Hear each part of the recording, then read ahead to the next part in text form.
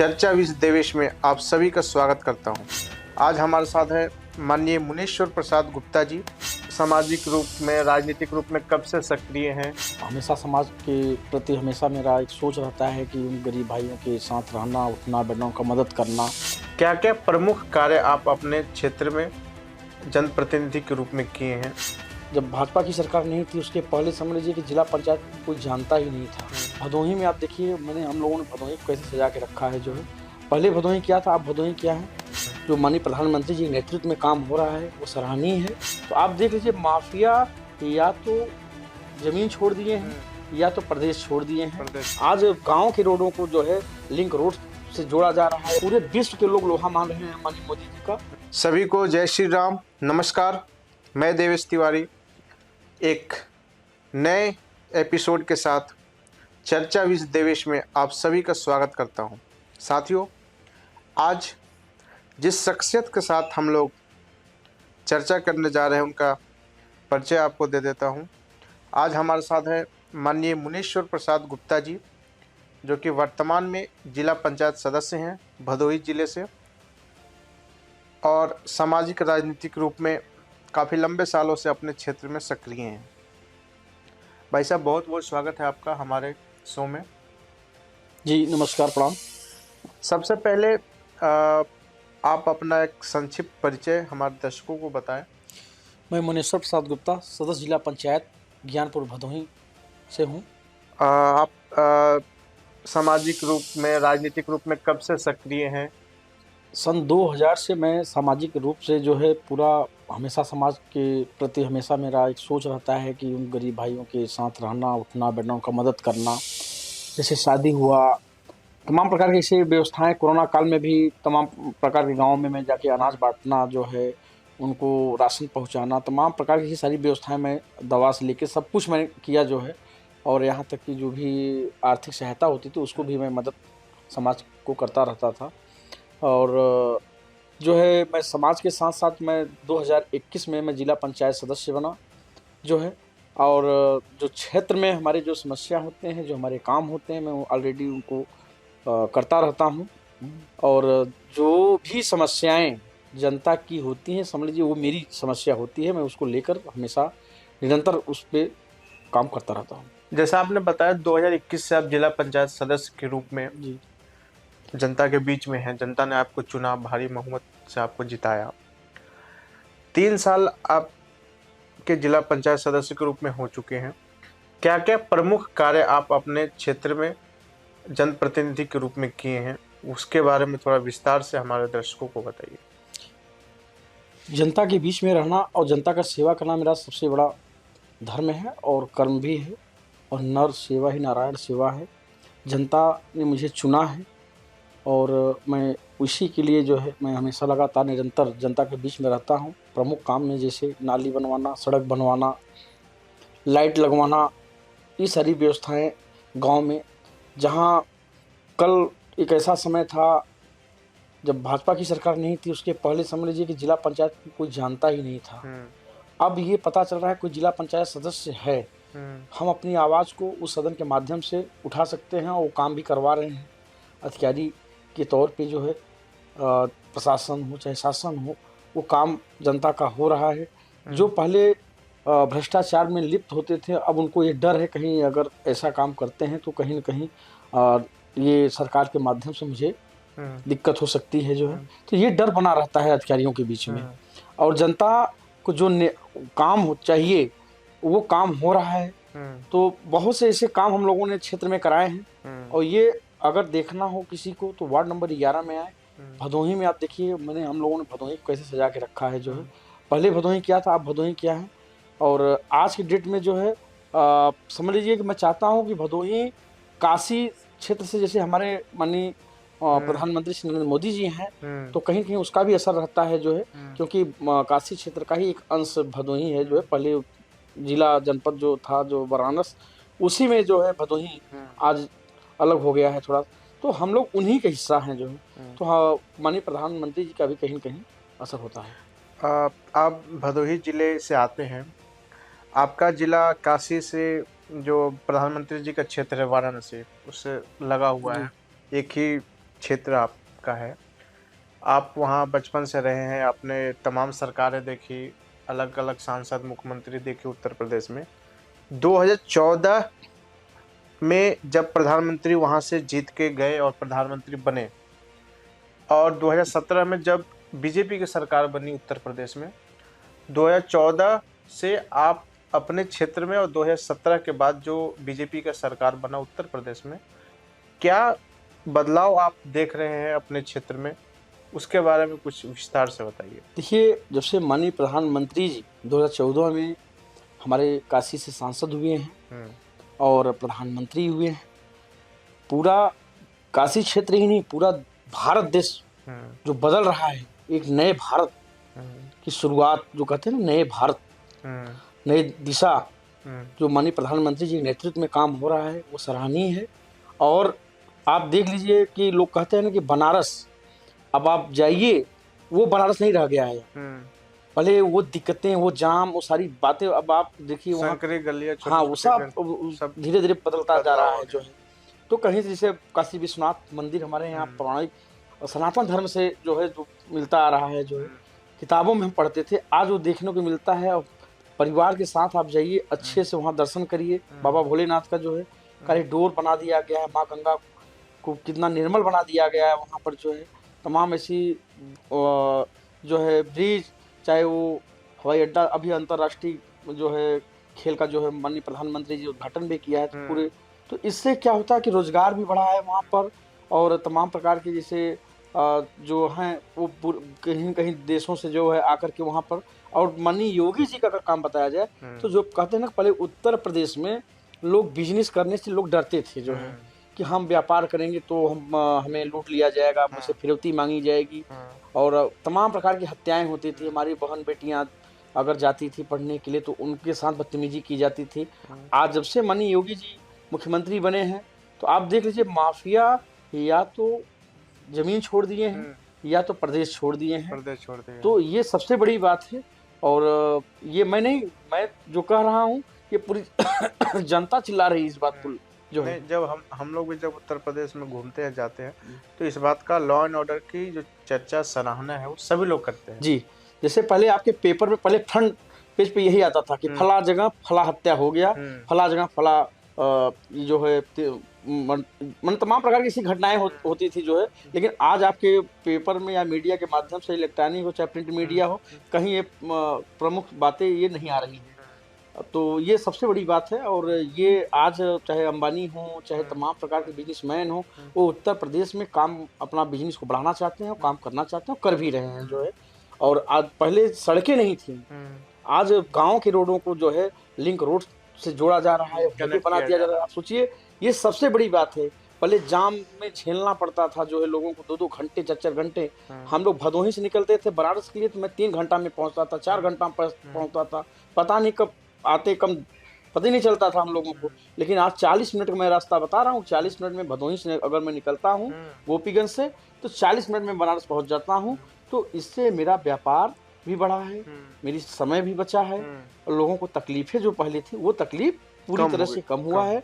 और आज माननीय मोदी जी के नेतृत्व में जो है हमारा भारत नई दिशा में चल रहा है। आज भारत ही की बात छोड़ दीजिए, पूरे विश्व के लोग लोहा मान रहे हैं माननीय मोदी जी का जो है, कि एक विश्व गुरु की तरफ मेरा भारत पहले था, वो आज भी बनने जा रहा है, बन के रहेगा। नहीं, निश्चित तौर पे जो जो आप जिन जिन चीज़ों का उल्लेख किया, वो धरातल पे भी दिखता है हम लोगों को, और एक रोजगार भी बढ़ा है काफ़ी उस क्षेत्र में। जब हमारी टीम आपके सोशल मीडिया साइट्स की रिसर्च कर रही थी, तो हमें पता चला एक बहुत बड़ा सम्मेलन आपने 24 दिसंबर 2023 को किया, पिछड़ा वैश्य महासम्मेलन, जिसमें आसपास के क्षेत्रों से लाखों की संख्या में भीड़ आई थी, और बहुत भव्य कार्यक्रम आपने किया। इस कार्यक्रम का उद्देश्य क्या था? एक जिला पंचायत सदस्य के रूप में आपके चेहरे पे इतने लोग आए, उसके पीछे का क्या उद्देश्य था, और इसका आपको समाज में जब आप जाते होंगे तो क्या प्रभाव, क्या असर पड़ रहा है इस सम्मेलन का?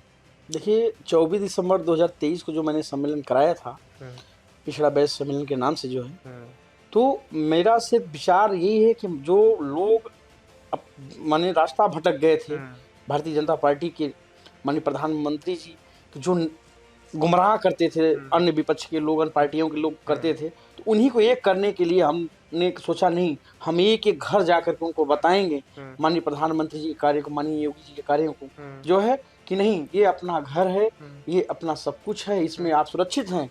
अगर मेरा प्रधानमंत्री, अगर कहते हैं ना, राजा अगर आपका ईमानदार है तो जनता कहीं आपको दिक्कत नहीं होगी, किसी चीज की दिक्कत नहीं होने देंगे।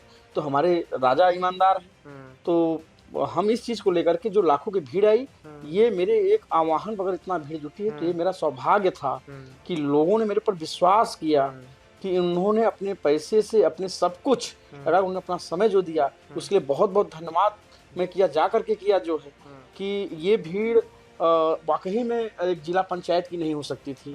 कि जिला पंचायत तो भाई 50,000 जनता के बीच में चुनाव लड़ता है, लेकिन ये पूरे लोकसभा से भीड़ इतना अगर लाखों की आ गई, तो मेरे समझ में भी नहीं आया कि आखिर मुनेश्वर गुप्ता का सिर्फ मैं, ये तब बाद में मुझे समझ में, मैं वाकई में जनता मुझे चाहती है, और जनता के बीच में जो स्नेह और प्यार मुझे मिलता है, ये सराहनीय है। मैं आज भी मैं कह रहा हूँ कि मैं जब से जिला पंचायत सदस्य बना हूँ, मेरा एक परिवार नहीं, मेरे वो 50,000 नहीं, मैं उस पूरे लोकसभा का मेरा एक एक परिवार, मैं उन परिवार का सदस्य बन गया हूँ, और मैं उनके दुख सुख में मैं हमेशा काम आऊँ, और निरंतर उनकी सेवा में हमेशा करता रहूँ, उनका सेवा, यही मेरा सौभाग्य होगा।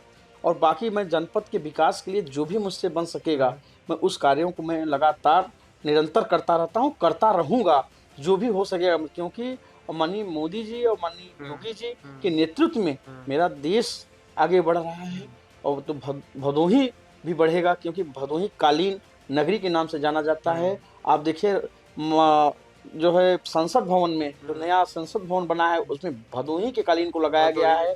तो हम लोग गर्वित होते हैं कि हम चाहते हैं कि हमारे मजदूरों को, सोचिए यहाँ पे इतनी बड़ा सम्मान संसद भवन में कम ये हमारे जनपद का मिला है, तो बहुत बड़ी बात है। जो है अभी ये कालीन वहाँ बिछाया गया राम मंदिर में, सोचिए वहाँ भी भदोही का नाम, तो कहीं ना कहीं मेरा, हम लोग गर्व महसूस करते हैं, हमारा भदोही कालीन नगरी के नाम से जाना जाता है। और हमेशा माननीय प्रधानमंत्री जी इस पे ध्यान भी देते रहते हैं, और माननीय योगी जी की निरंतर जो है, अभी कालीन मेला भी था, तो उसमें हमेशा माननीय योगी जी का जो उसमें सहभागिता रहती है, और उसको बढ़ाने का प्रयास भी लोग करते हैं। निश्चित तौर पे, जैसे आप क्षेत्र, जिस तरह से आपकी गतिविधि क्षेत्र में होती है, आप लगातार लोगों के संपर्क में हैं, तो लोगों का प्यार भी, आपको समर्थन भी मिल रहा है। आपकी जो लोकसभा है 78 लोकसभा भदोही जी, उसमें जब हम लोग लोगों से पूछते हैं, जब सोशल मीडिया के माध्यम से आपका जब हम लोग रिसर्च कर रहे थे, तो ये पता चलता है आपकी सक्रियता काफ़ी है लोकसभा में। आपका मेरा स्पेसिफिक क्वेश्चन है, आपका विज़न क्या है लोकसभा को लेके? जो आपका लोकसभा क्षेत्र है भदोही लोकसभा, क्या विज़न है, क्या क्या विकास के कार्य आप करना चाहते हैं, और क्या आप की पूरी योजना क्या है, उसके बारे में आप विस्तार से हमारे दर्शकों को बताइए। देखिए, हमें माननीय प्रधानमंत्री से एक प्रेरणा मिलती है, माननीय हमारे यशस्वी जो मुख्यमंत्री उत्तर प्रदेश के श्री योगी आदित्यनाथ जी, उनसे भी प्रेरणा मुझे मिलती है कि काम करना ही नहीं, उसे धरातल पे लाना ही सबसे बड़ी बात होती है।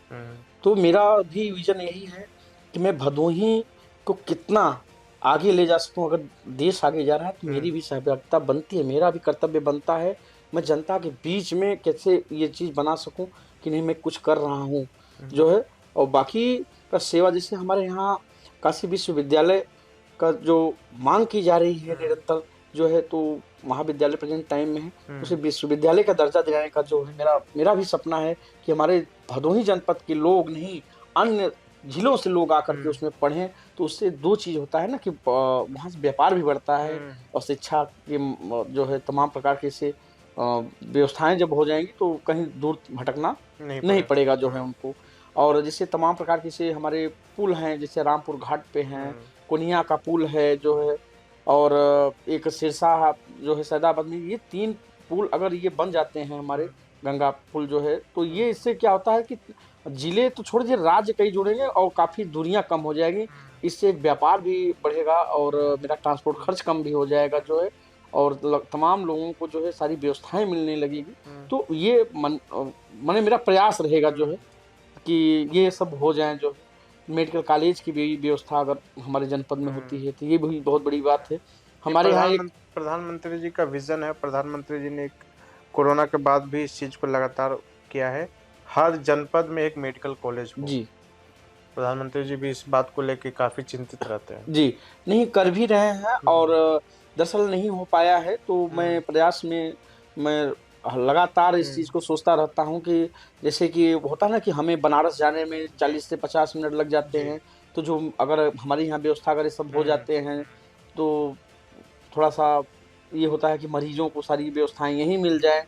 तो शिक्षा से लेकर के सारी व्यवस्थाएं हो, क्योंकि अब 70 सालों का काम अगर आप सोचिए कि 10 साल में माननीय प्रधानमंत्री जी ने कितना किया है, ये कहने की बात नहीं है, ये धरातल पे दिख रहा है। आज 5 किलो अनाज की बात लोग करते हैं कि 5 किलो अनाज देते हैं। मैं कहता हूँ आप सोचिए कि कोरोना में तमाम ऐसे देश थे जो अभी सुधर नहीं पाए हैं और आज हमारे माननीय प्रधानमंत्री जी ने अपना देश छोड़ दीजिए जो सुधारें, उस अन्य देशों को भी इन्होंने खड़ा करने का काम किया है। तो ये बहुत बड़ी बात है। तो इससे ये पता चलता है कि माननीय प्रधानमंत्री जी का 140 करोड़ परिवार उनके साथ है। तो ये मेरा भी फर्ज बनता है माननीय प्रधानमंत्री जी के कार्यों में हम लोग एक माने वो बन कर हम लोग उनका साथ दें और सभी लोग ईमानदारी से काम करें और तभी हो पाएगा सब कुछ जो है। एक आखिरी प्रश्न पे आपसे हम चर्चा करेंगे। आपने 2014 से पहले का भी भारत देखा है और 2014 के बाद का ही भारत देखा है, जब से प्रधानमंत्री नरेंद्र मोदी जी बने। आप नरेंद्र मोदी जी के कार्यों को, जो 10 साल अब उनका कार्यकाल होने को है, इस पूरे 10 साल के कार्यकाल को कैसे देखते हैं? एक जनप्रतिनिधि के रूप में, एक समाज सेवी के रूप में, एक सजग नागरिक के रूप में आप प्रधानमंत्री जी के कार्यकाल को कैसे देखते हैं? इस पर आपके क्या विचार हैं? देखिए अगर एक बात कहूँ कि 2014 के पहले कलयुग था और 2014 के बाद सतयुग आ गया है, राम युग आ गया है, तो ये माने की बहुत बड़ी बात होगी। मैं नहीं, पूरा देश कह रहा है। आप अयोध्या, क्या आप सोच सकते थे कि कभी राम मंदिर बन जाएगा? क्या आप सोच सकते हैं कभी 370 धारा हट जाएगी? कोई फैसला ऐसा कोई ले सकता था जो है? तो ये हमारे माननीय प्रधानमंत्री जी ये साधारण पुरुष नहीं है, ये समझ लीजिए देव पुरुष हैं जो है। ये महान, माने जितना कहा जाए शब्द ही कम है। माने कि एक प्रकार से भगवान के ही अंश हैं जो है, जो ये कर पा रहे हैं। क्योंकि ये सब फैसला लेना ये सबके बस की बात नहीं है जो है। ये बहुत बड़ा जो है माने इनके अंदर वो ईश्वरीय शक्ति है और जो कि हम लोगों को जो है इनके प्रतिनिधित्व में जो हम लोग काम करने का जो सौभाग्य मिला है, ये बहुत हम लोग अपने को गर्वित महसूस करते हैं। आपने इतना समय दिया, एक सार्थक चर्चा हुई आपके क्षेत्र को लेके, उत्तर प्रदेश को लेके, देश को लेके। बहुत बहुत धन्यवाद भाई साहब आपका। आपने समय निकाला और आप हमारे शो पे आए। मैं पुनः दिल की गहराइयों से आपको धन्यवाद देता हूँ। बहुत बहुत धन्यवाद। नमस्कार, प्रणाम, धन्यवाद। एक नए शो में आपसे फिर मुलाकात होगी, नए विषयों को लेके, नई चर्चाओं को लेके। तब तक के लिए जय हिंद, भारत माता की जय। जय। नमस्कार।